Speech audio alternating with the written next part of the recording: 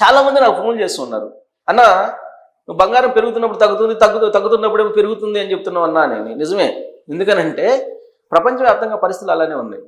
మనం ఒక వీడియో చేస్తాం ఇప్పుడు, బంగారం పెరుగుతుంది అని, ఇవాళ మార్కెట్ పెరిగింది కాబట్టి పెరుగుతుందని చెప్పి చేస్తాం. దీన్ని అప్లోడ్ చేసేటప్పటికి సాయంత్రం అవుతుంది. సాయంత్రానికి అంటే వాళ్ళకి మార్కెట్లో, ఇంటర్నేషనల్ మార్కెట్లో నీకు ఔన్స్ బంగారం రేట్ వచ్చేసి 4,000 కొంచెం అటు ఇటుగా తిరుగుతూ ఉంటుంది. ఆ న్యూస్ వచ్చి ఇక్కడికి వచ్చేటప్పటికి దాదాపుగా 12 గంటలు పడుతుంది. ఈ లోపల మారిపోతుంది. అంటే అంత వేగంగా బంగారం రేటు పెరగడం తగ్గడం ఫ్లక్చువేషన్స్ ఉన్నాయి. యాక్చువల్గా నిన్న బంగారం రేటు పడిపోయింది, మళ్ళీ ఇవాళ పెరిగింది. ఇప్పుడు పెరిగిందని చెప్తున్నాను. యాజ్ ఆఫ్ నో నేను వీడియో చేసేటప్పటికి పెరిగింది.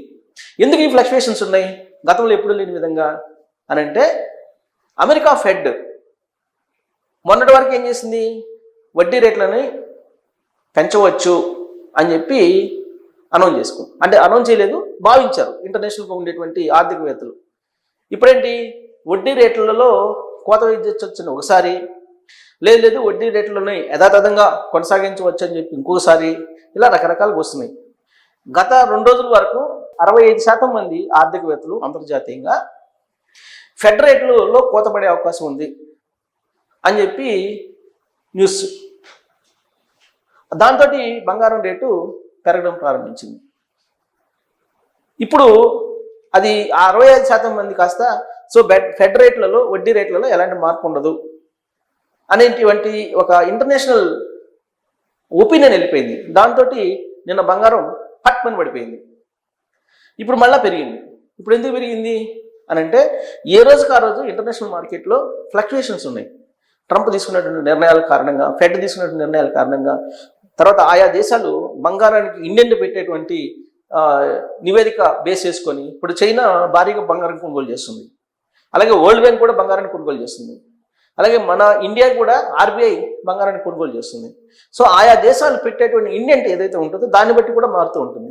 ఎందుకంటే డిమాండ్ అండ్ సప్లై ఇంటర్నేషనల్గా, ఇదేదో భారతదేశానికి సంబంధించిన ఇష్యూ కాదు, ఇంటర్నేషనల్గా డిమాండ్ అండ్ సప్లైని బేస్ చేసుకొని పెరగడము తగ్గడము ఉంటుంది అనేది ఆర్థికవేత్తలు చెప్పేటువంటి మాట. సో ఇప్పుడు ఫెడ్ రేట్లలో కోత ఉండదు అనేటువంటిది ఒకటి ఫిక్స్ అయిపోయారు. అమెరికా ఫెడ్ ఎలాంటి మార్పులు చేయదు వడ్డీ రేట్లలోని. సో దాంతో బంగారం స్టేబుల్ అవుతుంది. 4,000 ఔన్స్ బంగారం 4,100 రూపాయలు, 4,050 రూపాయలు, ఇవాళ 4,150 రూపాయలు అలా అయ్యింది ఇంటర్నేషనల్ మార్కెట్లో.